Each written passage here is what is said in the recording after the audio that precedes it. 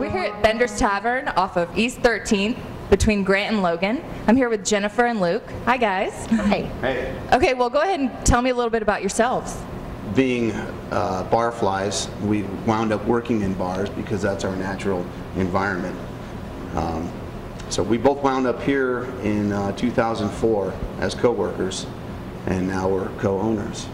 I know that live music enthusiasts are really drawn to this location. We've got a really wide variety of music happening, everywhere from punk rock to Americana, country western, straight up rock and roll, indie rock, heavy metal, alternative, every once in a while some hip hop. So you can come see a quality show in our venue side for next to nothing, which is most local shows are under $10, between $5 and $7. If it's a national touring band, you can probably expect it to pay $7 to $10, maybe $12 if it's somebody really, really hot. But you can come in and see quality shows for relatively cheap and get a beer or a drink for between $2 and $4. So Monday nights are your open mic, and then your busiest nights would be Tuesdays and Thursdays, which is your karaoke?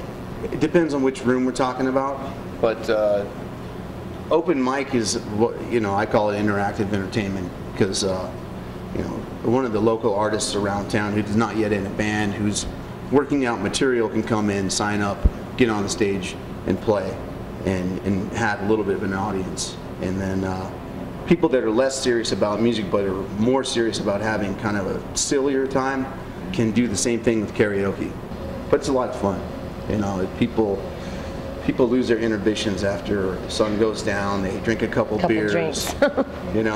They see one person get up and make a complete fool of themselves, and they don't feel so bad. The next person is like, "Oh, I can do that." Karaoke's made a huge comeback too in the last couple of years. Everybody loves it. I mean, we have set regulars that are here religiously every Tuesday and every Thursday. I mean, at least 20-25 people that are here every week.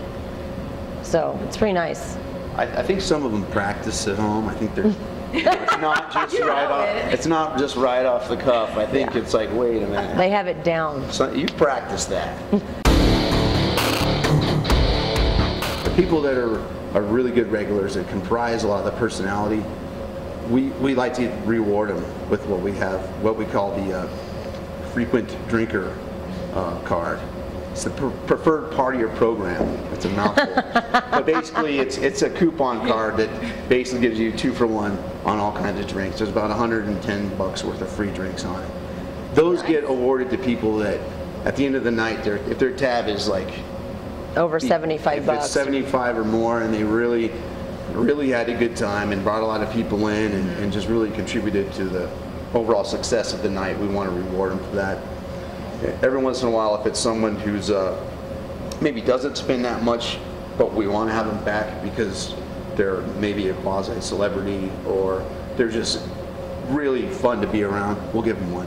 We had another after-party event here after a Red Rock show where Lyle Lovett, Joe Ely, and John Hickenlooper all wound up here drinking, which was pretty cool. Yes. And I think it was on a Denver Joe night, so there was a real special vibe going on. Denver Joe plays every Wednesday. Denver Joe is kind of a local icon. Like if he's walking down the street with his the textbook cowboy hat and his trench coat, regardless of the temperature outside, like he's from a distance, that's Denver Joe. Okay. Like people that have only met him once never forget this guy. Yeah. This is a time I'll give you to brag about your accomplishments and awards. I know you've... The karaoke night's been applauded in We did win the award for Thursday nights is the best night to hook up at in Denver. We did win that award a few years ago. The Westford, I think we got that 2 years in a row. I think so. 06 and 07 perhaps. Best hookup night. Yes. We won best spot. Yeah, the Like, Denverspot.com just awarded us best favorite live music entertainment venue for 2010. Yeah. Which is, you know, the year's not even halfway over, so we must be just doing great. So do you rent the place out? Are there any parties that people have? Yeah, there's 2 rooms. There's the tavern, where we are right now, and then there's the venue.